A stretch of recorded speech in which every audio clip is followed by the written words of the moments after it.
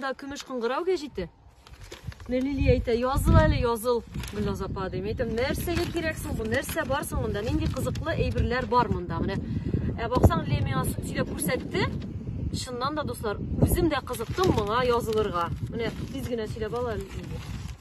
Бу беренчедән татар телендә республикада балалар өчен чыга торган бердән-бер газет. Беренчедән. Ул 8 битле, төсле булып чыга. Атна сайын чыга. Шимбә көнне атна сайын һәрбер йортка килергә мөмкин. Хәзерге вакытта 2020 елның 2нче ярты еллыгына язылу бара, подписка бара. Бәясе нибары 498 сум. Ярты елга. Бу почта аша игезгә яздыртканда.